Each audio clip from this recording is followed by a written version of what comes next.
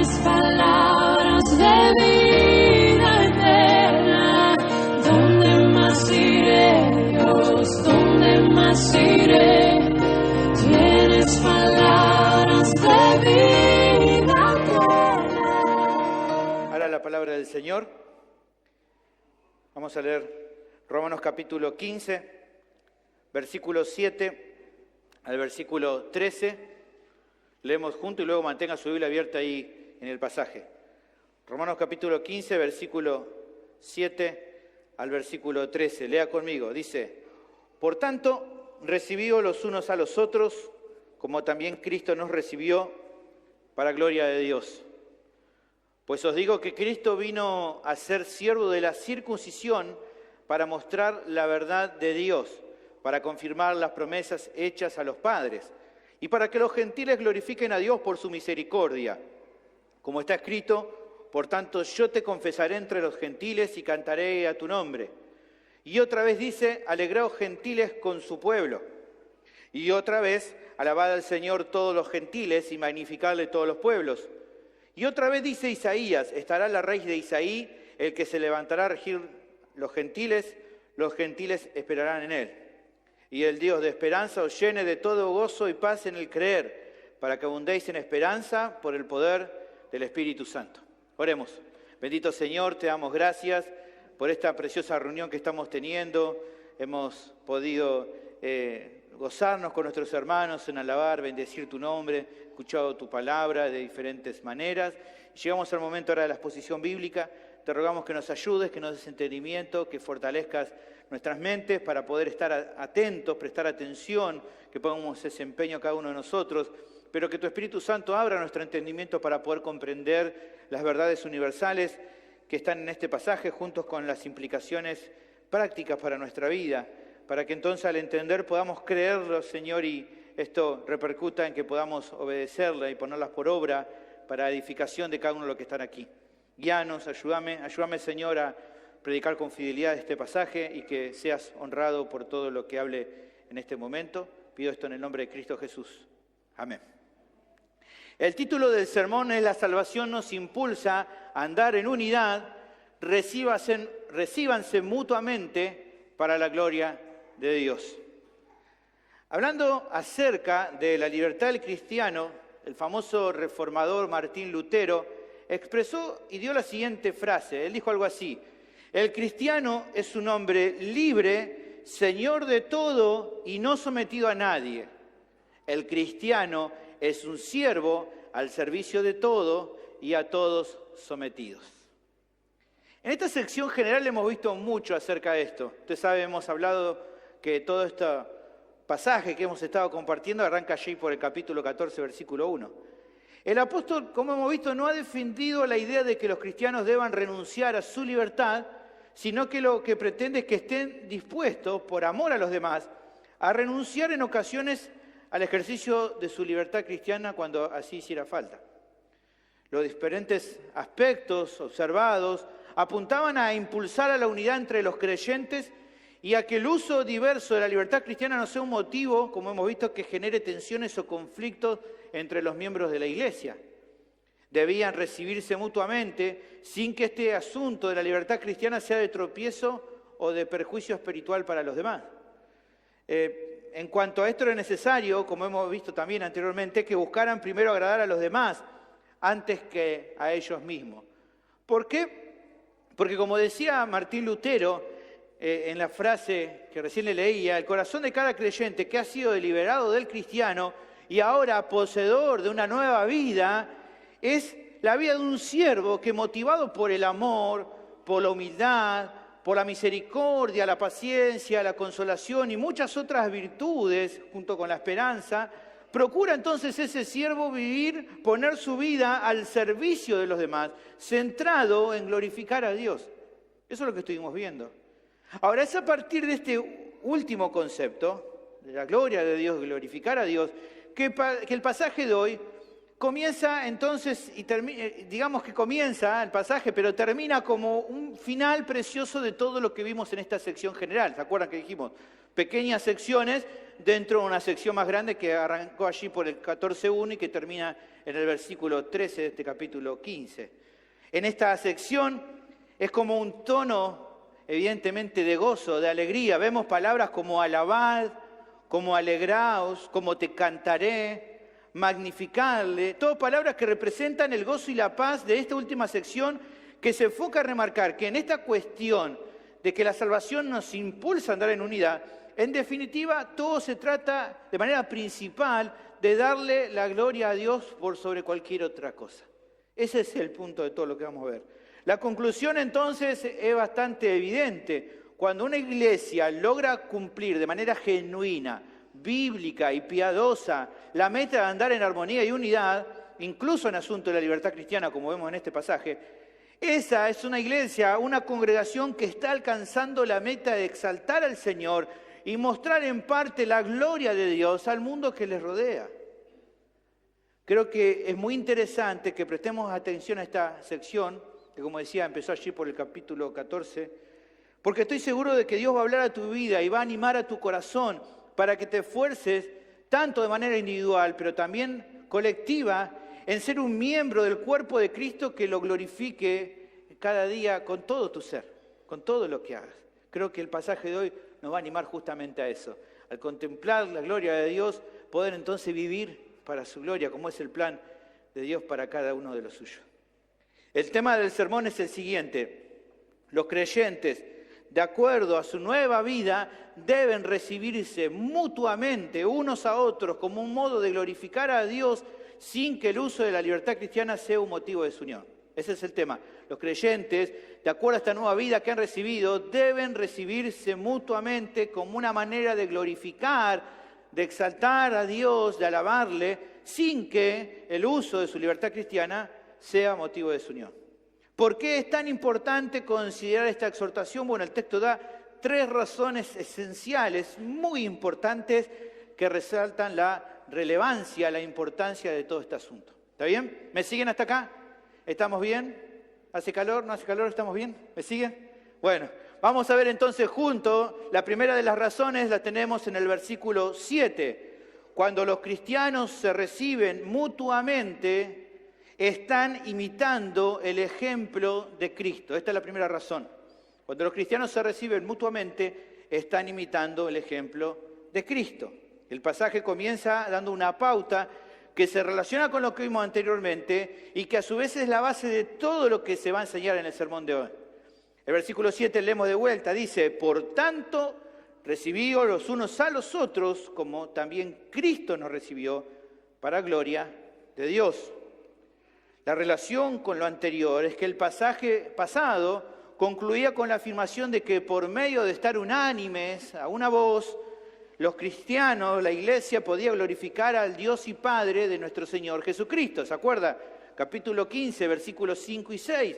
Pero el Dios de la paciencia y de la consolación os dé entre vosotros un mismo sentir según Cristo Jesús, para que entonces unánimes a una voz glorifiquéis al Dios y Padre de nuestro Señor Jesucristo. Ahora, con esto en mente, es que entonces se presenta, y aquí está la relación, ¿no? Se presenta la conclusión del comienzo de nuestro texto, versículo 7, donde empezamos. Hay una palabra y para comenzar que dice por tanto.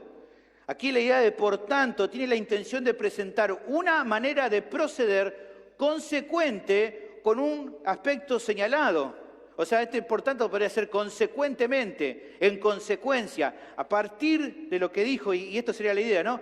Teniendo en cuenta lo que se dijo, en consecuencia, la manera de proceder esperable es una, ¿no? La siguiente, la que va a mencionar el pasaje.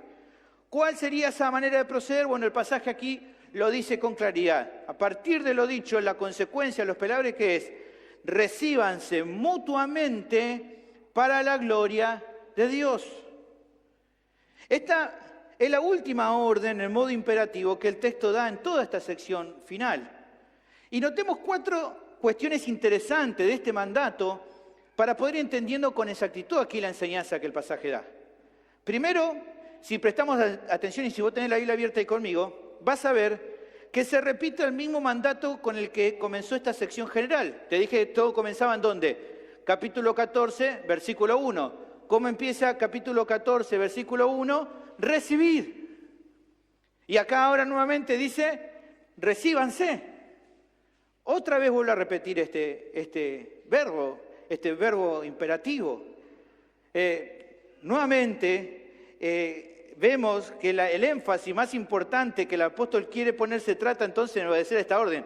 No es casual que arranque diciendo recíbanse o reciban al otro, y ahora vuelve a decir nuevamente recíbanse mutuamente. Si cuando comienza toda esta sección general da ese verbo en imperativo y terminando esta sección general lo vuelve a repetir, es porque claramente hay un énfasis en este mandato. ¿Por qué? Bueno, porque para solucionar el conflicto que había entre los romanos, principalmente lo que tenían que hacer es recibirse unos a otros. Ahora, en esto de recibirse, segunda cosa que podemos ver, es recordar el verbo recibir, es la palabra proslambano en griego.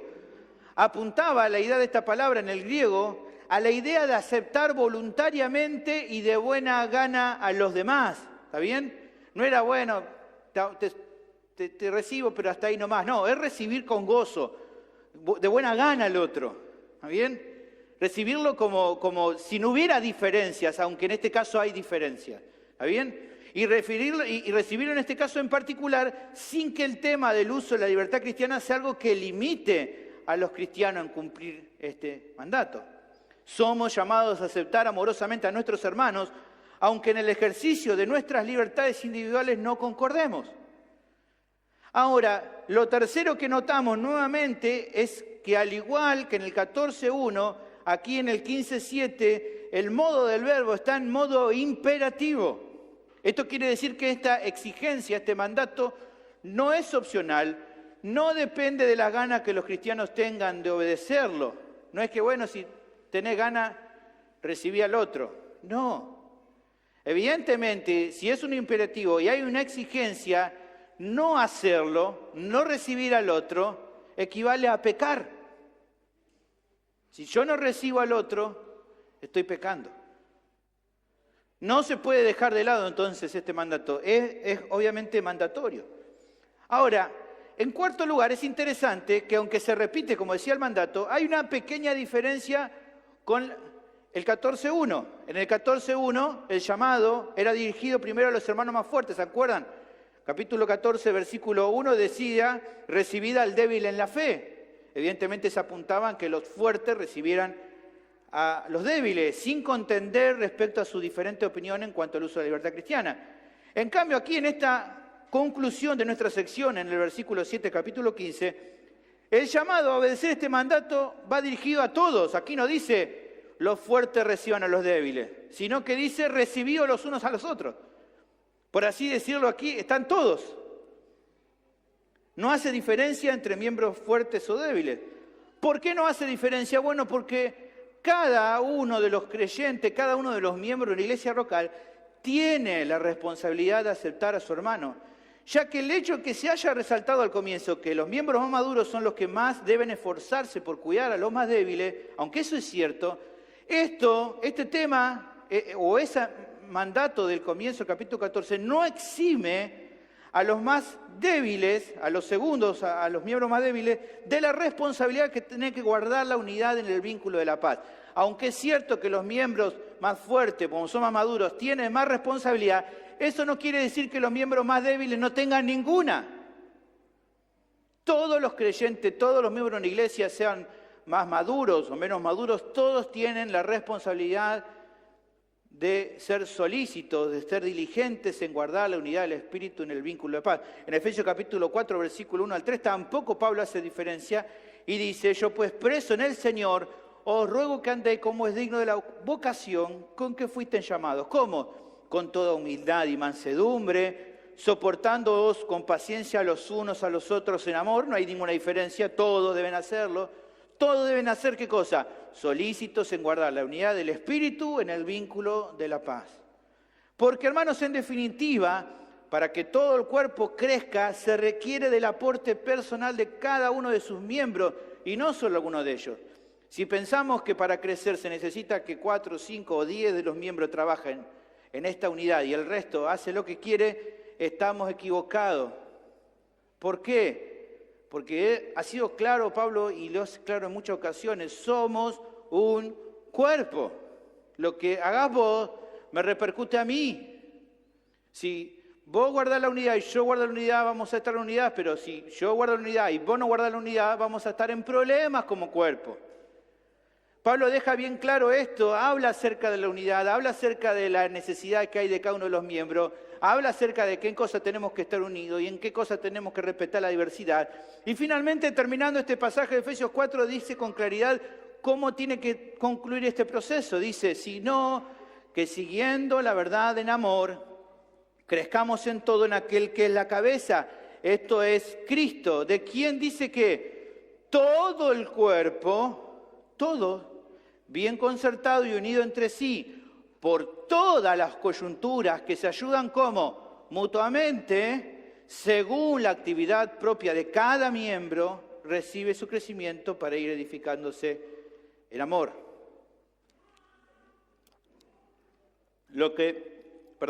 Por lo que aquí entonces el mandato del apóstol podría leerse así. Por lo tanto, hermanos de Roma, iglesia de Roma, Pablo le estaría diciendo algo así. Así como vengo remarcando, su obligación es aceptarse mutuamente de forma amorosa, humilde, gozosa y voluntaria, sin importar cómo cada uno decida usar su libertad. ¿Por qué? Porque todos son responsables de velar por la armonía y la unidad. Ahora, habiendo explicado el mandato, solo resta por revisar en esta sección en particular cuál es uno de los motivos por el cual hacer caso a esta exhortación, a este mandato es tan importante. ¿Cuál es la primera razón? Volvemos a nuestro pasaje, dice, debemos recibirnos unos a otros para la gloria de Dios. ¿Por qué? Porque así también fue como Cristo, dice el pasaje, nos recibió a nosotros. Así dice, como también Cristo nos recibió. Aquí está la primera razón. Lo que Pablo manda hacer a los hermanos es algo que el mismo Señor hizo por cada uno de ellos. Cuando Pablo apela a que actúe misericordiosamente con otros hermanos, es haciéndole recordar que esa misma actitud fue la que Cristo tuvo con cada pecador que salvó. Pablo incluso resalta esta actitud en relación con su propia vida. Cuando él habla de que sea misericordioso y cuando él actúa con misericordia con los demás, limitándose muchas veces de usar su libertad cristiana y recibiendo a todos por igual a sus hermanos, él nunca deja de soslayar la importancia de lo que él mismo recibió en su propia vida, la misericordia que el Señor tuvo con él. Él le cuenta a Timoteo y le habla acerca de lo que él mismo le pasó en su relación con el Señor. Dice, habiendo yo sido antes blasfemo, perseguidor e injuriador, mas fui recibido a misericordia, porque lo hice por ignorancia, en incredulidad. Pero él dice, la gracia de nuestro Señor fue más abundante con la fe y el amor que es en Cristo Jesús. En definitiva, le dice palabra fiel y digna de ser recibida por todos, que Cristo Jesús vino al mundo para salvar a los pecadores, de los cuales dice Pablo, yo soy el primero. Así me siento cuando pienso en lo que era y la misericordia que Dios tuvo en mi vida. Y por eso dice, por esto fui recibido a misericordia, para que Jesucristo mostrase en mí el primero toda su clemencia, para ejemplo de los que habían que creer en Él para vida eterna. Él está diciendo, evidentemente, si una persona como yo puedo recibir la misericordia de Dios, cualquiera puede. Y mirá, déjame decirte, cuando realmente entendemos lo que es la gracia de Dios, no decimos, sí, Pablo era más pecador que yo me siento más pecador que él. Yo me veo más pecador. Y reconozco la misericordia que Dios ha tenido por mi vida. Y entonces puedo decir, vean lo que Dios hizo con este pobre pecador. Y entonces, ¿cómo no vivir teniendo misericordia de los demás? Cuando Pablo anima a que sea el amor lo que los conduzca a recibir a los demás, sin que el uso de la libertad cristiana produzca resistencia, lo hace resaltando que para Jesús esa diversidad no fue un impedimento para aceptarlos como parte de su familia. Pablo le dice, se pueden recibir, aunque sean tan diversos en su libertad cristiana, porque para el Señor no fue ese motivo para que no lo reciba en su familia. Él no dijo, bueno, mirá, empezá a comer morcilla y ahí entonces te recibo a mi familia. No, empezá a celebrar Navidad y entonces ahí te recibo a mi familia. Así como estabas, y Él te recibió y te amó. En Romanos 8, 15 y 17, Pablo lo dice con claridad: no habéis recibido el espíritu de esclavitud para estar otra vez en temor, sino que habéis recibido el espíritu de adopción, por el cual clamamos: Abba, Padre. El Espíritu mismo da testimonio a nuestro espíritu de que ¿qué somos? Hijos de Dios. Somos hijos de Dios del momento que Dios nos salva. Y si hijos, también herederos, herederos de Dios y coherederos con Cristo. Hermanos, también podemos, ya lo hemos dicho anteriormente, pero podemos volver a verlo aquí. El ejemplo de Cristo, sin lugar a dudas, quebranta el egoísmo que tenemos para no seguir pensando ya en agradarnos a nosotros mismos, sino pensar primero en el bienestar espiritual de los demás. Eso lo vimos ya hace un par de versículos antes, en capítulo 15, versículos 2 y 3. Dice Pablo: cada uno de nosotros agrade a su prójimo en lo que es bueno para edificación. Siguiendo el ejemplo de ¿quién? Porque dice, de Cristo, porque ni aun Cristo se agradó a sí mismo. El ejemplo de Él nos quebranta, hace que dejemos el egoísmo de lado y prioricemos el agradar a los demás antes que a nosotros mismos. Pero aunque esto es verdad, claramente su ejemplo nos quebranta y quebranta nuestro egoísmo. Hay algo más que considero en lo que el apóstol está queriendo enfatizar en esta sección. No solo, hermanos, que el ejemplo del Señor nos quebranta y nos motiva a seguir sus pisadas, sino que cuando por medio de la fe ponemos por obra este mandato que se mencionó, cada creyente glorifica a Dios al mostrar por medio de su propia vida el ejemplo de Cristo. Fíjense lo que dijo Pablo en 1 Corintios 10, 31. Si pues comen o beben o hacen otra cosa, hacedlo todo para la gloria de Dios. No sean tropiezo ni a judíos, ni a gentiles, ni a la iglesia de Dios. Como yo también en todas las cosas agrado a todos, no procurando mi propio beneficio, sino el de muchos para que sean salvos. Y entonces a continuación dice en el capítulo 11, versículo 1, sed imitadores de mí, así como yo de Cristo. O sea, Pablo está diciendo finalmente, cuando yo obro como obro, cuando hago lo que tengo que hacer de acuerdo a la voluntad de Dios, lo que hago en definitiva es seguir el ejemplo de Cristo. Por eso dice él, es bueno que me imiten. Porque si me imitan en esto, en definitiva no me están imitando a mí, están siguiendo el ejemplo de Cristo, que es lo que realmente importa. Ese es el punto de esto. No imitar al pastor, no imitar a Pablo, imitar a Cristo. Esto es tremendo. Hermano, pensá entonces esto. Cuando recibís a tu hermano de forma amorosa, estás mostrando a Cristo en tu vida. Esa es la primera razón por la que cada creyente debe esforzarse por recibir a los demás como un medio de glorificar a Dios. Estás mostrando a Cristo. Es muy significativo lo que vemos al comenzar este pasaje. ¿Por qué digo esto? Bueno, sabemos, por ejemplo, hermanos, usted lo conoce, que Dios, por ejemplo, ha mostrado su gloria por medio de la creación. Así sabemos, lo dice la Biblia. Salmo capítulo 19, versículo 1, texto famoso conocemos, que dice, los cielos cuentan la gloria de Dios, el firmamento anuncia, nos muestra, nos revela la obra de sus manos. La gloria de Dios se muestra por medio de la creación.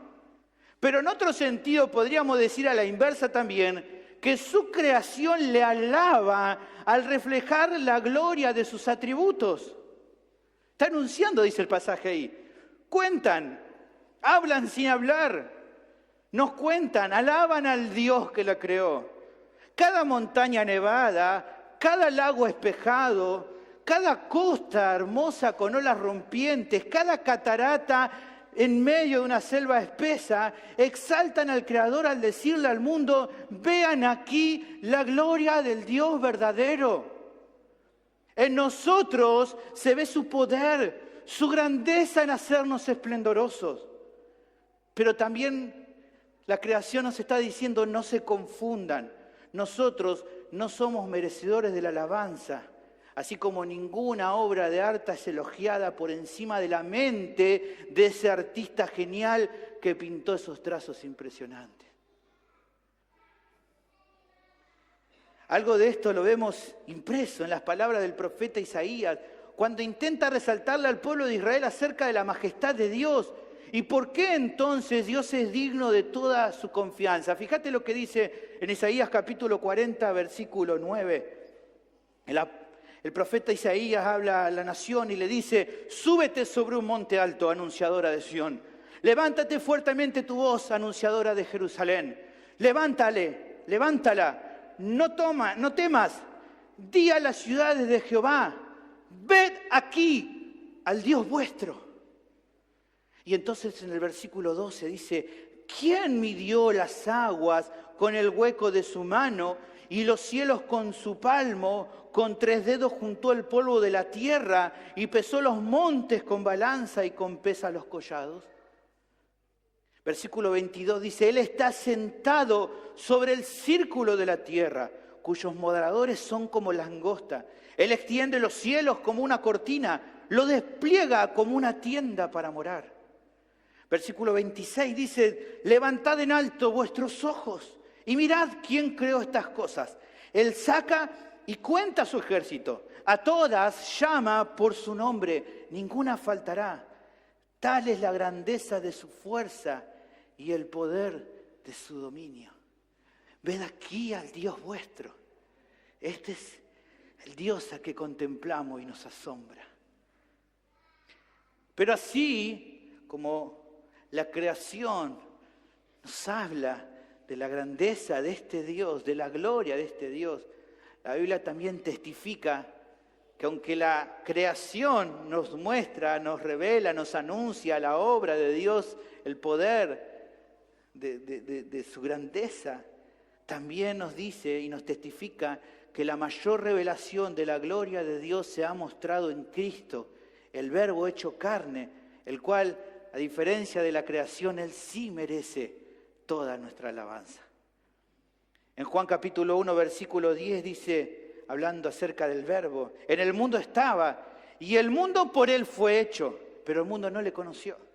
A lo suyo vino, y los suyos no lo recibieron, mas a todos los que le recibieron, a los que creen en su nombre, le dio potestad de ser hechos hijos de Dios, los cuales no son engendrados de sangre, ni de voluntad de carne, ni de voluntad de varón, sino de Dios. Y el versículo 14 dice, tremendo, Juan: y aquel Verbo fue hecho carne y habitó entre nosotros. ¿Y qué dice Juan? Y vimos su gloria. Gloria, ¿como quién? Como del unigénito del Padre, lleno de gracia y verdad. Juan termina diciendo en el versículo 18: a Dios nadie le vio jamás, pero el unigénito Hijo que está en el seno del Padre, Él le ha dado a conocer. Cristo ha revelado la gloria de Dios. Pero ¿saben algo más? La palabra también nos enseña algo más. Y pienso que es muy asombroso. Que luego de que Cristo ascendiera a los cielos, la gloria de Dios se manifiesta hoy al mundo. ¿Saben por quién? Por medio de la iglesia. Así lo dice la Biblia. Efesios 3:10 dice: para que la multiforme sabiduría de Dios sea dada ahora a conocer, ¿por medio de quién? De la iglesia, a los principados y potestades en los lugares celestiales. Y haciendo un rápido reflexión, ¿a quién incluye esto? ¿A quién incluye esto? Que ahora la multiforme sabiduría de Dios sea dada a conocer por medio de la iglesia. ¿A quién incluye? A mí, sí, a vos. A vos también te incluye. Vos hoy mostrás la gloria de Dios en la faz de Jesucristo. ¿Cuándo? Al obedecer su voluntad. En ese momento mostrás la gloria de Cristo al mundo. Los cristianos no alumbramos con luz propia, sino que reflejamos la luz de Jesús. Jesús dijo, yo soy la luz del mundo, pero también fue capaz de decir algo impresionante. Mateo 5:16, él viene diciendo, vosotros sois la luz del mundo. Y en el versículo 16 dice, así alumbre vuestra luz delante de los hombres, para que vean vuestras buenas obras y glorifiquen a vuestro Padre que está en los cielos. Yo creo que esa es nuestra mejor manera de adorarlo, mostrándole su gloria al mundo en la faz de Jesucristo. Es en ese momento, cuando luego de obrar en obediencia y beneficiar espiritualmente a otros, es cuando tal vez a alguien se le ocurre, ¿no?, el querer exaltar, ¿no? Se pone contento porque le hiciste un bien, actuaste de una manera amorosa y viene, ¿no? Y tú dices, oh, qué bendición, qué bendición, hermano. Gracias, muchas gracias por la bendición, gracias por todo lo que hiciste. Y cuando te está diciendo todo eso, de repente de tu corazón surge la misma respuesta que recién remarcaba en la creación. ¿Cuál es esa respuesta? No, mirá, hermano, no te confundas. La gloria no es para mí. La gloria es para aquel que obró en mi corazón para que yo pueda hacer el bien que hice. Porque en definitiva, como bien dijo el reformador Juan Calvino, todo lo malo que veas en mí, soy yo mismo. Todo lo bueno que veas en mí, es Cristo.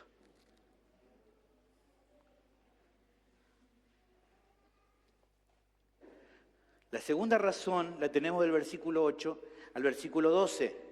Al recibirse unos a otros, los creyentes reflejan y cooperan con el plan de Dios para su pueblo. El pasaje prosigue hablando justamente acerca de la obra de Cristo. Pues os digo, dice Pablo, versículo 8, que Cristo Jesús vino a ser siervo de la circuncisión para mostrar la verdad de Dios, para confirmar las promesas hechas a los padres y para que los gentiles glorifiquen a Dios por su misericordia. Una vez que se resalta el ejemplo del Señor que recibió a los creyentes en amor, se nos explica acerca de cuál fue esa obra, mediante la cual logró alcanzar tanto a judíos como a gentiles. Él, dice el pasaje, vino al mundo a ser siervo de la circuncisión mostrando la verdad de Dios. O sea, Él vino a vindicar a Dios en cuanto a su fidelidad en salvar a la humanidad de la condenación. Como hemos explicado ya en Romanos capítulo 3, versículo 24 al 26, Pablo destruye cualquier argumento antropocéntrico de poner al hombre en el centro de la situación y decir todo lo que hizo Cristo fue pensando única y exclusivamente en el hombre. Él saca al hombre del medio y pone correctamente a Dios en el medio y dice lo que Cristo hizo principalmente fue para la gloria del Padre, para vindicar el nombre de Dios, para demostrar que Él fue fiel y que si dijo que Él iba a salvar a la humanidad, Él lo iba a hacer. Y luego de eso obtener nosotros los beneficios de esa salvación.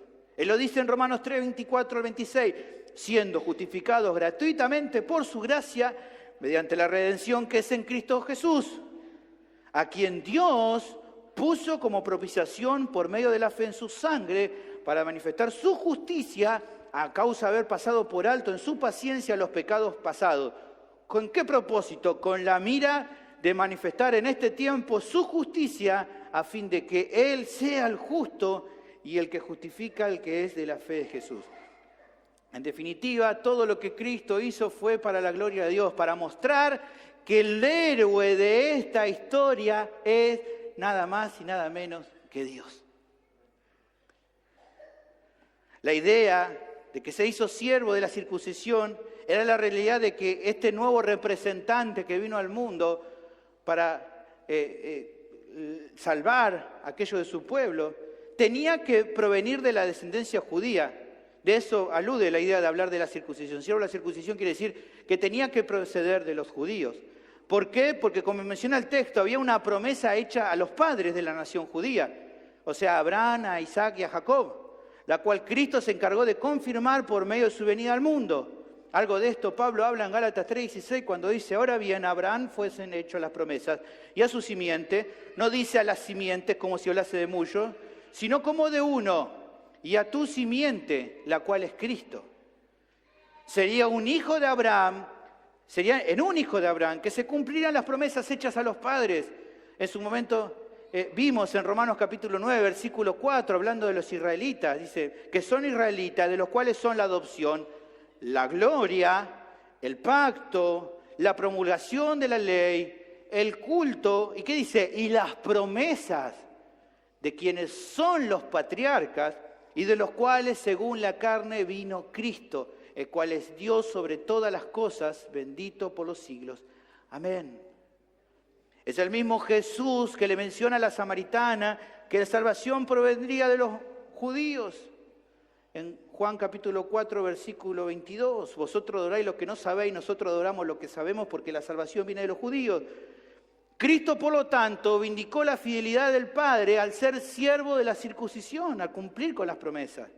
Pero la fidelidad de Dios no se mostró en Cristo solo al cumplir las promesas a los padres, sino que también por medio del Señor se mostraría su misericordia, no solo a salvar a judíos, sino también a gentiles. En su salvación, no solo creyentes judíos como los apóstoles o los hermanos allí en Pentecostés recibirían el cumplimiento de la promesa del nuevo pacto, sino también en personas no provenientes del judaísmo se reflejaría la misericordia de Dios, ya que ellos, al igual que los judíos, en definitiva, a partir de esta gloria del nuevo pacto, iban a poder glorificar a Dios, porque su corazón iba a cambiar. Su vida iba a ser diferente y ahora sí iban a poder glorificar a Dios. El libro de los Hechos, entre los temas teológicos que tenés, es justamente la demostración, la revelación de que esta obra de salvar a personas iba a ser tanto en judíos como en gentiles. De entrada a la iglesia, mayoritariamente judía, no lo entendía y después, ¿no? Es como que Dios le fue, ¿no?, dando un par de cachetadas, que en un momento entendieron, ¡wow! Esto no es solo para judíos, es también para gentiles. En Hechos 11, 17 dice, si Dios, aquí están hablando los judíos, dice, pues les concedió también el mismo don que a nosotros que hemos creído en el Señor Jesucristo. Dice, ¿quién era yo que pudiese estorbar a Dios? ¿No? Están hablando ahí entre la iglesia que había comenzado siendo judía. Entonces dice, al escuchar esto, callaron. ¿Y qué hicieron? Glorificaron a Dios, diciendo, de manera que también a los gentiles ha dado Dios arrepentimiento para vida. Por lo tanto, hermanos, el plan divino se reveló de manera completa con la obra del Hijo, hacer tanto a judíos como a gentiles parte de su pueblo redimido, herederos de las promesas, ciudadanos de su reino y miembros de su familia, como se menciona en Efesios capítulo 2, versículo 11 al 19. Después te animo a mirarlo tranquilo, es un texto bastante largo, pero que habla justamente de esta obra del Hijo. Reconciliar y hacer de ambos pueblos uno solo, matando en ellos las enemistades por medio de la cruz y haciendo de ambos un mismo pueblo y beneficiaros al igual unos que otros de todas las bendiciones que Dios otorga por medio de Cristo. Por medio de la cruz, Cristo derribó el muro de separación, haciendo de ambos pueblos uno solo. Ahora, la duda que puede surgir, ¿no?, explicando todo esto, es ¿qué tiene que ver esto? Muy lindo esto de decir, pastor, pero ¿qué tiene que ver esto con el tema que está tratando Pablo? ¿Por qué menciona todo esto Pablo cuando está hablando de la libertad o del uso de libertad cristiano y el hecho de recibirse unos a otros? Bueno, creo que es bastante fácil de explicar. Mirá, el plan eterno de Dios fue hacer de personas de diferentes naciones, pueblos y razas un solo pueblo para su gloria. De hecho, si miramos en Apocalipsis capítulo 5, versículos 9 y 10, vemos que al final de los tiempos, cuando ya está este pueblo organizado y juntos alabando a Dios, ¿qué dice? Y cantaban un nuevo cántico diciendo, digno eres de tomar el libro y de abrir sus sellos, porque tú fuiste inmolado y con tu sangre nos has redimido para Dios. ¿De dónde? De todo linaje y lengua y pueblo y nación. Y nos has hecho para nuestro Dios reyes y sacerdotes y reinaremos sobre la tierra. Cristo vino al mundo para servir en esta obra, lo hemos visto recién que mencionamos. Hoy lo que espera a Cristo es el fin de los tiempos para tomar posesión de aquello que conquistó por medio de su obra de redención. Pero en cierto sentido, esta obra que Cristo hizo aún no ha terminado, todavía no concluyó. Hoy todavía Dios sigue trayendo a su reino a aquellos que reciben por la fe el mensaje del Evangelio. Todavía sigue entrando gente. Todavía sigue llegando más y más y más. Todavía hemos visto ya en Romanos 11:25, el número de gentiles salvados no se ha completado. ¿Se acuerdan? Porque no quiero, hermanos, que ignoréis este misterio, para que no seáis arrogantes en cuanto a vosotros mismos, que ha acontecido a Israel endurecimiento en parte, hasta que haya entrado la plenitud de los gentiles. Todavía Él va a tratar de acuerdo a sus planes eternos con la nación de Israel. Lo vimos en capítulo 11, versículo 26. Y luego de que se llene la plenitud de los gentiles, todo Israel será salvo. Ya hablamos sobre los planes que Dios tiene en cuanto al futuro con Israel como nación. Luego de todo esto, la Biblia nos muestra que el plan de Dios se va a consumar. Pablo sigue hablando en capítulo 11, versículo 30, y dice, porque como vosotros también en otro tiempo eran desobedientes a Dios, hablando de los gentiles, pero ahora habéis alcanzado misericordia por la desobediencia de ellos, está hablando de la nación de Israel, así también estos ahora han sido desobedientes para que por la misericordia concedida a vosotros, ellos también alcancen misericordia. ¿Por qué? Porque Dios sujetó a todos en desobediencia para tener misericordia de todos. Dios tiene un plan y esos planes se van a cumplir y al final va a mostrar su misericordia con el pueblo que Él escogió salvar. Pero hasta que llegue ese momento, la obra de Dios sigue adelante. La obra de Dios sigue adelante. Cada día esta obra que Él está haciendo sigue adelante. Ahora, ¿qué es lo extraordinario que el apóstol buscaba enseñarle a los miembros de la iglesia en Roma? Bueno, lo que Él les intenta mostrar y por qué les explica todo esto es para lo siguiente. Que cuando ellos cumplieran con la meta de recibirse mutuamente, sin que el uso de la libertad cristiana sea un impedimento en este propósito, lo que iban a hacer era reflejar y colaborar con el plan de salvación de Dios. Cuando ellos se dejaran de hinchar y se dejaran de pelear y se juntaran y se amaran y se recibieran, iban a estar cooperando con este plan de salvación. El Padre trazó este plan de redención desde antes de la fundación del mundo. Su Hijo lo propició cuando hace 2000 años atrás vino al mundo a dar su vida. El Espíritu Santo es quien trabaja actualmente a favor de la Iglesia para traer a cada nuevo integrante de esta familia al aplicar la obra de Cristo al corazón del pecador, como vimos en Romanos 8:2. La ley del Espíritu de vida en Cristo Jesús me ha librado de la ley del pecado y la muerte. ¿Cuál es nuestra responsabilidad en todo este plan? Servir en este plan, ser parte, cooperar. No porque el Señor nos necesite, sino porque Él en su gracia muestra su gloria justamente al usar vasos de barro como vos y como yo para esta obra impresionante. ¿Se acuerdan 2 Corintios capítulo 4, versículos 6 y 7? Porque Dios que mandó que de las tinieblas resplandeciese la luz, es el que resplandeció en nuestros corazones, en el corazón de los creyentes. ¿Para qué? Para iluminar. Para que iluminemos. Para iluminación del conocimiento de la gloria de Dios en la faz de Jesucristo. Qué tremendo. Pero Pablo también nos pone en nuestra justa medida y dice, pero tenemos este tesoro en vasos de barro para que la excelencia del poder sea de Dios y no de nosotros. Para que entonces Dios reciba toda la gloria en usar herramientas imperfectas como somos nosotros para participar de su plan. Esta es la segunda razón importante por la cual los creyentes son llamados a recibirse mutuamente para la gloria de Dios, como un modo de glorificar a Dios. ¿Por qué? Porque por medio de obedecer este mandato de recibirnos mutuamente, mostramos y cooperamos con su plan de salvación. Impresionante que se nos haga partícipe de esto. No estamos hablando de Dios que desde la eternidad, del Hijo que vino hace 2000 años, hizo la obra que hizo, del Espíritu Santo aplicando esta obra a nosotros y de nosotros participando en este plan de salvación. Eso es lo que está queriendo decirle. Recíbanse mutuamente, porque de esta manera cooperan con este plan de salvación. Lo que hace luego el apóstol, en lo que resta de sección, es demostrar que esta meta divina de hacer partícipe de esta salvación tanto a judíos, pero también a gentiles, no era un invento suyo, o una mentira muy creativa que él y los apóstoles enseñaban, como muchos de sus detractores lo acusaban que él estaba haciendo. Esto es un invento, decían ellos. No, esta era una promesa anunciada ya del Antiguo Testamento. Eso es lo que remarca a continuación el pasaje. Como está escrito, fíjense, como está escrito. Por tanto, yo te confesaré entre los gentiles y cantaré a tu nombre. Y otra vez dice, alabad al Señor todos los gentiles, magnificadle todos los pueblos.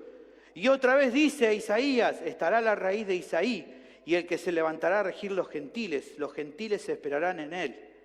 El apóstol menciona 4 referencias del Antiguo Testamento como ejemplos que ilustran lo que él está enseñando, que siempre, desde la eternidad, ha sido el plan de Dios traer a gentiles y a judíos por igual de entrada a su reino. Ahora, ¿por qué usar estas 4 referencias? Bueno, evidentemente no es casual que use referencias de Salmos, Salmo 18:49, Salmo 117:1, usar una referencia a la ley, Deuteronomio 32:43, y hacer una referencia de un profeta, Isaías 11:10. Lo que quiere resaltar es que esta enseñanza que él está hablando no es un invento, sino algo notorio a lo largo de todo el Antiguo Testamento. La mención general a los judíos que hacían era mencionar acerca de la ley, los profetas y los salmos como las 3 secciones generales del Antiguo Testamento. Bueno, dice, miren, en las 3 secciones estaba esto, no estoy inventando nada. Por otra parte, tampoco es casual que uno de los salmos mencionados sea de David, en ocasión cuando fue liberado de sus enemigos. Que la cita del profeta Isaías sea hablando acerca de Cristo como la raíz de Isaí, como alusión al descendiente de David en el cual se cumpliría la promesa acerca del pacto davídico. Pero por sobre todo, hermanos, lo que los textos traen a la mente, y considero que es el énfasis que más quiere darle a los creyentes en Roma Pablo, es lo siguiente. Es acerca de la relación de la obra del Señor por medio del cual no solo Israel, sino personas de todos los pueblos, o sea, los gentiles, como enseña el apóstol, serían parte de la alabanza a Dios. Él está queriendo mostrar y decir, no se olviden que en este plan Él estableció un pueblo de ambos contextos para que todos alaben a Dios. Todas estas personas podrían lograr lo mismo, todas estas personas podrían lograr lo mismo que los creyentes judíos. ¿Qué dice nuestro texto que podrían lograr? Que todos puedan cantar a su nombre. Que todos pudieran alegrarse como pueblo suyo, que todos pudieran alabar al Señor y magnificarle, que todos puedan ser regidos por el rey de la descendencia de David, que al igual que los judíos, estos gentiles también pudieran esperar en Él. Porque en definitiva no hay diferencia, porque Cristo es el Señor de cada uno de ellos. Porque como Él explicó también en capítulo 10, todo aquel que invocara su nombre sería salvo, sea judío o sea gentil. Él lo dijo en Romanos 10, 2 al 13. No hay diferencia entre judío y griego, pues el mismo que es Señor de todos es rico para todos los que le invocan. Porque todo aquel que invocare el nombre del Señor será salvo. Porque en definitiva, el mensaje del Evangelio que habla acerca de la raíz de Isaí, que es Cristo Jesús, tiene poder para salvar al judío en primer lugar, pero también a los gentiles, como dice Romanos 1:16. No me avergüenzo del Evangelio porque es poder de Dios para salvación a todo aquel que cree, al judío primeramente y también al griego. En definitiva, la enseñanza para la iglesia en Roma era la siguiente. Si para Dios los gentiles eran importantes porque eran parte de su plan, no había lugar para que los creyentes judíos, de contexto judío, lo despreciaran por la elección de su libertad cristiana. Si para Dios era importante que los incluyó como parte de su plan, creyentes judíos no desprecien a sus hermanos gentiles.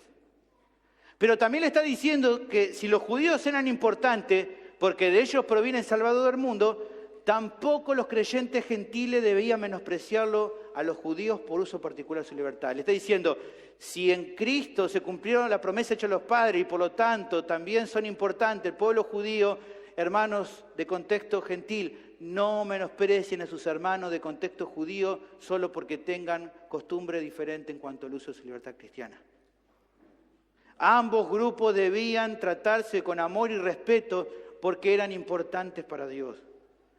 De la misma manera en este tiempo, por más que hoy acá no tenemos ¿no? De este lado a la derecha los judíos, de este lado los gentiles. No pasa así, ¿no? No tenemos esta manera.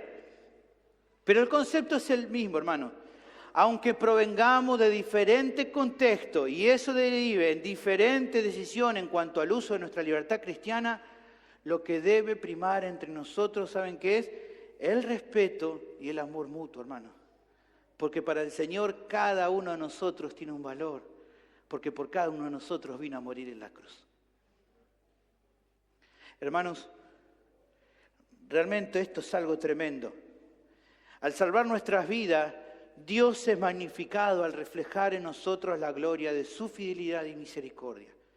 De que sus promesas se cumplen tal y como Él las anunció y que sus propósitos son inquebrantables.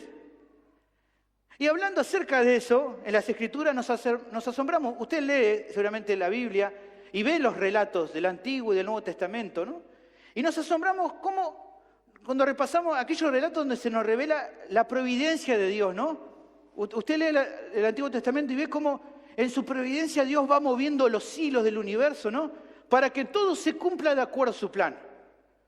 Solamente como ejemplo, ¿no? Usted lee el libro de Ruth y va a ver de repente a esta moabita que parece que está perdida ahí en el mundo, se quedó sin nada, se le murió el esposo, se le murió su suegro, se le murió su cuñado, tan solo con su suegra, en una tierra donde no conocen a nadie, y de repente esta mujer pobre llamada Ruth justo cae en el campo donde vive un pariente cercano que lo puede redimir y con el que juntos van a tener un hijo que va a ser un pariente del rey David. ¿Coincidencia? Para nada. Dios en su providencia obrando, ¿no? Uno ríe de la historia y dice, mira si justo va a caer. Sí, justo cayó. Porque así es Dios. Vemos a un siervo que está orando porque, bueno, su amo le ha dado una misión complicada, tiene que encontrar una mujer para el hijo de su amo y no tiene que ser cualquiera. No, dice, ¿qué hago ahora? ¿De qué me disfrazo? ¿Cómo lo encuentro? ¿No? Y dice, yo te pido, me voy a orar y si se da esto, que justo se dé. Y justo viene, y justo se da, y justo pasa una cosa y pasa otra. Y esta chica se llama Rebeca y es de la parentela que justo da y es justo la esposa de aquel padre de la nación judía. ¿Coincidencia? No, no es coincidencia. Es Dios en su providencia obrando.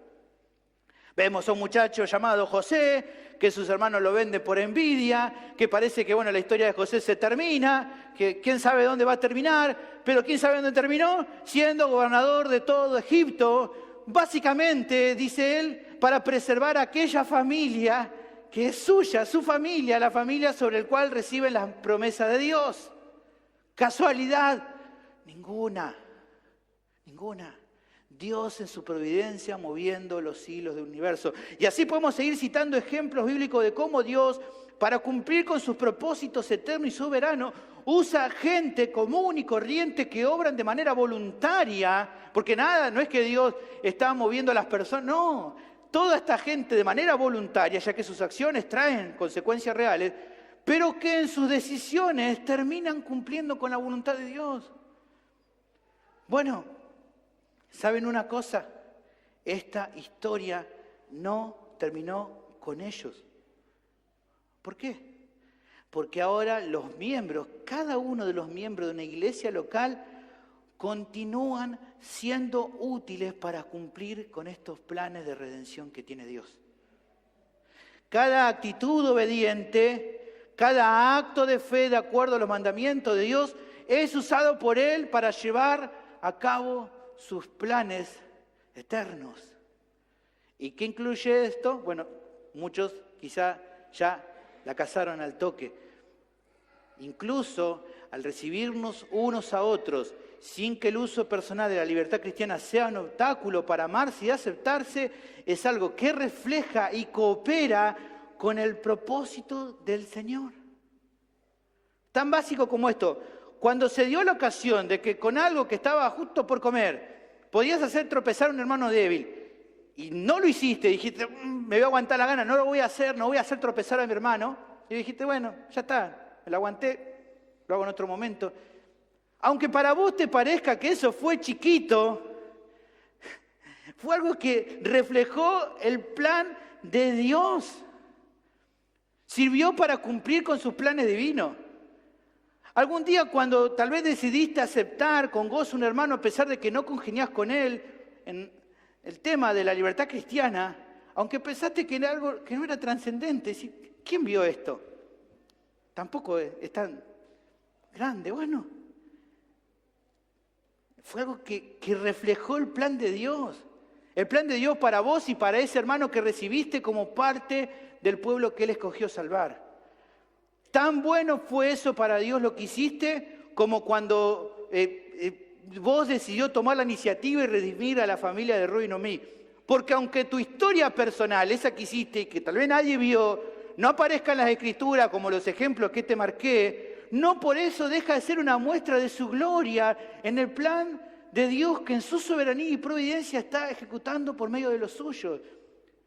En eso que hiciste pasó lo mismo que los relatos que te di. Gente común y corriente, creyentes, que obedeciendo a la voluntad de Dios, actuaron en fe y obediencia y terminaron cumpliendo y reflejando el plan que Dios trazó para el mundo. Pero mi historia no está escrita en la Biblia. No importa. Para Dios es igual de agradable, que es en definitiva lo que realmente importa. En conclusión, hermanos, cuando no te agradas a vos mismo, si no pensás primero en agradar a los demás, cuando recibís al débil en la fe, sin buscar contender en cuanto a sus opiniones diferentes, cuando te esforzás para que el uso de tu libertad cristiana no sea perjudicial para otros, para la vida espiritual de otros, o como vemos en esta sección, cuando unos a otros se reciben con gozo, entonces los miembros de una iglesia local siguen cumpliendo el plan redentor de Dios, que todavía no se acabó, pero que un día terminará en gloria. Y en esa obra que hacen, muestran la gloria de su sabiduría, de su poder, al hacer todas las cosas de acuerdo a sus designios soberanos, más allá de lo que vos y yo podamos llegar a entender, porque aunque no entendamos bien todo lo que repercute esto en la eternidad, Dios sí lo entiende y nos dice que es glorioso. Yo no puedo entender cómo algo tan simple como fue un día no comer algo para no hacer tropezar algo pueda ser tan glorioso para Dios, pero Dios dice que es glorioso, porque dice que con eso se muestra su gloria. Y como Dios dice que es así, ante todo esto solamente queda exaltar a Dios. ¿Por qué? Porque sus caminos son inescrutables y causan asombro a nuestras mentes. Y por eso la gloria es solamente para Él. Luego que Pablo terminó de hablar acerca de todo este plan que Dios está realizando y que un día llegará a su final en gloria, Él termina diciendo en Romanos capítulo 11, versículo 33, «Oh profundidad de las riquezas, de la sabiduría y de la ciencia de Dios. Cuán insondables son sus juicios e inescrutables sus caminos, porque ¿quién entendió la mente del Señor? ¿O quién fue su consejero? ¿O quién le dio a Él primero para que le fuese recompensado? Porque de Él y por Él y para Él son todas las cosas. A Él sea la gloria por los siglos. Amén». De acuerdo a este plan eterno, hace 2000 años atrás, Dios envió a su Hijo al mundo, como dice Juan, para que todo aquel que en Él cree no se pierda, sino que reciba vida eterna. Déjame decirte, para vos oyente que todavía estás sin Cristo, esta es tu única esperanza. Solo en Cristo hay salvación para tu vida. Tu vida está en condenación a causa de tus pecados. Y tu destino eterno es el infierno si seguís rechazando este mensaje, porque solamente este mensaje del Evangelio es el que tiene poder para salvar, como ya vimos. Pero también hay una buena noticia, que esta condenación en la que estás hoy mismo puede cambiar. Si humillado, hoy venís a Cristo arrepentido de tu maldad, la Biblia dice que hoy mismo podés recibir el perdón de todos tus pecados. Tu vida lejos de Dios es solo un espejismo, un camino que te parece bueno, pero que dice la Biblia que te está llevando a la perdición. En cambio, la Biblia asegura que solo Jesús es el camino, la verdad y la vida, y que nadie va al Padre si no es por Él. Por eso te animo hoy, pecador que estás sin Cristo, vení hoy a Cristo. Vení hoy a Cristo porque no hay otro camino para llegar al cielo. No hay otro camino para llegar a Dios. No hay otro camino para recibir el perdón de tus pecados y el estar a cuentas con Dios. Solo es por medio de Cristo. Por eso te animo a que no esperes más. Hay que, como leímos hace un ratito, clames por la salvación que solamente Cristo puede darte. Porque su promesa es que todo el que invoque el nombre del Señor será salvo. Mi pregunta para vos es, ¿qué vas a hacer al respecto? La última razón para terminar la tenemos del versículo 13. Los cristianos pueden y deben cumplir con esta meta porque Dios mismo los empodera para lograrlo. El pasaje concluye con una expresión de deseo del apóstol para los hermanos en Roma, que bien podría leerse como una oración dirigida a Dios. Dice versículo 13, y el Dios de esperanza os llene de todo gozo y paz en el creer, para que abundéis en esperanza por el poder del Espíritu Santo. ¿Qué quiere decir con esto? Bueno, considero algunas cosas interesantes para terminar. La primera es que luego de hablar al comienzo de esta sección sobre unos y otros, ahora es como que meta todo dentro de la misma bolsa. ¿Por qué? Porque esta expresión de lo que pide al Señor es dirigida a todos por igual, todos la necesitan. Cada uno de los cristianos requiere por igual que el Dios de paz los llene. Que el Dios de esperanza los llene también. Porque la construcción de la armonía en el marco de la iglesia local depende del aporte individual de cada miembro del cuerpo. Segundo, podemos ver qué es lo que pide. Cada miembro requiere ser lleno de gozo y de paz para poder soportar a los demás sin que el uso de la libertad cristiana sea una cuestión que provoque tensiones o desunión. ¿Por qué gozo y paz? Bueno, gozo por el hecho de poder aceptar de buena gana la diferencia con los demás. Paz para no darle lugar al enojo y las contiendas que nacen del egoísmo natural que tenemos todavía en nuestra carne. Ahora, ¿qué traen aparejado esta llenura de gozo y paz? Dice nuestro pasaje, una abundancia de esperanza. ¿Otorgada por quién esta esperanza? Por el Dios de esperanza. ¿Para qué se requiere esta esperanza? Bueno, porque es por medio de la esperanza en cuanto a lo que esperamos en la gloria futura, que podemos en el presente obrar con paciencia y amor en cuestiones que pueden generar conflicto, como es el uso diverso de la libertad cristiana. La esperanza anima al cristiano a saber que todo hoy está bajo el control de Dios en la actualidad, pero principalmente a que con todo acto de amor al recibir a los demás o pensando en el bien de los demás, estás atesorando para la recompensa en gloria que te espera cuando estés en gloria junto al Señor, como menciona 1 Corintios 3:14. Lo tercero que podemos ver es que esta esperanza está a disposición, como dice el texto, de todo el que cree, o sea, de cada uno de los creyentes. Aquí la traducción en NBI nos ayuda a ver mejor esta expresión. Dice el versículo 13 de Romanos 15, versión NBI, que el Dios de la esperanza los llene de toda alegría y paz a ustedes que creen en Él. O sea, ¿para quién es esto? Para todos los creyentes. Esta sección final entonces apunta a un pedido al Dios de esperanza para que todos los creyentes sean llenos de gozo y paz, para que abundemos en esperanza. Ahora, ¿cómo es que Dios puede darnos esta gozo y paz y que abundemos en esta esperanza? Bueno, el texto nos dice con claridad cómo lo hace. ¿Cuál es el medio que utiliza? Por medio del poder del Espíritu Santo. O sea, que es la tercera persona de la Trinidad, el Espíritu Santo, el que empodera al creyente para que pueda cumplir con la meta que estamos viendo. Esta es la tercera razón de por qué los creyentes pueden y deben recibirse mutuamente para glorificar a Dios. Porque el Espíritu Santo te da poder para poder hacerlo. Y esta enseñanza final realmente nos anima. Dios, en su bondad, no nos ha dejado solo para que nos esforcemos como podamos en cumplir la meta que nos pidió. No está diciendo, bueno, haz esto como te pido y arreglate como puedas. No hizo eso. No hizo eso. Los hermanos en Roma no estaban solos en la tarea de recibirse unos a otros, a pesar de su diferencia en cuanto al uso de la libertad cristiana. Y ¿sabes una cosa? Nosotros tampoco estamos solos. Dios conoce nuestras limitaciones en todo esto.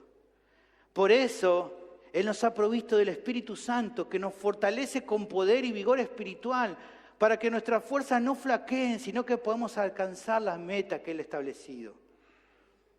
En dependencia de Él, hay poder para lograr la armonía. A veces decimos, bueno, pero ¿por qué no lo logramos a veces? Bueno, un predicador famoso dice lo siguiente: el problema no es que seamos débiles, el problema es que nos consideramos demasiado fuertes por nosotros mismos. Pero cuando en vez de confiar en nuestras capacidades y en nuestras estrategias, recurrimos a Dios, cuando reconocemos nuestras limitaciones y nos humillamos delante de Dios, es cuando somos empoderados por Él para lograr salir victoriosos en la prueba. ¿Por qué? ¿Por qué Él estableció eso? ¿Por qué no quiso que sea con nuestras capacidades y estrategias? ¿Por qué Él nos hace dependientes de su poder y no de nosotros mismos? Para que entonces en cada victoria la gloria sea para Él. Para que la alabanza sea para el único merecedor de toda gloria y alabanza, que es el Señor. Hermanos, para terminar, piensen esto. Una iglesia unida y en armonía es una iglesia que en su devoción como cuerpo reconoce que la gloria es solo para Dios. ¿Qué va a hacer? En cada reunión dominical va a reflejar eso, por ejemplo, por medio de la alabanza congregacional. Juntos vamos a alabar al único que merece la gloria. Y en cada oportunidad donde obedecemos su voluntad, recibiendo a los demás, es una expresión de exaltación al Rey de Gloria, que es el Señor. Por lo tanto, hermanos, hermanas, alabemos hoy a Dios, porque por medio de Cristo Él nos recibió. Porque Él nos hace partícipes de su plan eterno y porque por medio del Espíritu Santo hace posible la unidad dentro del cuerpo. Hermanos, glorifiquemos juntos a Dios. Oremos. Bendito Señor, queremos darte la gloria, porque sos el único merecedor de la gloria. Porque esta unidad que hoy tenemos como cuerpo es por tu causa, por tu poder, porque vos lo has provisto para nuestras vidas. Señor, que podamos ser solícitos en guardar la unidad del Espíritu en el vínculo de la paz. Que podamos aportar cada uno de nuestro lugar para poder guardar esta unidad, para trabajar por la unidad. Que lo diverso que sea el uso de la libertad cristiana no sea un impedimento para que estemos en armonía. Que no sea un impedimento para que no nos recibamos los unos a los otros, sino que podamos seguir el ejemplo de Cristo. Que podamos notar y recordar que a través de todo esto, Señor, cumplimos, cooperamos con el plan de salvación que vos planificaste de la eternidad, y que recordemos siempre que no se trata de nosotros, que por nosotros mismos no podemos, pero que si recurrimos a vos en humildad, tu Espíritu Santo nos llena de poder para cumplir esta meta. Que podamos reflexionar en todo esto y juntos como un solo cuerpo, Señor, como un solo cuerpo que vos nos has puesto en este lugar, podamos juntos glorificar y bendecir tu nombre. No solo a través de canciones los domingos, sino a través de vidas que en obediencia te buscan diariamente y rinden toda su vida a vos, buscando la armonía y la unidad, sirviendo a los demás, pero para tu gloria. Bendecí este tiempo final de alabanza, que juntos podamos venir y glorificar y exaltar tu nombre juntos. Pido esto en el nombre de Cristo Jesús. Amén.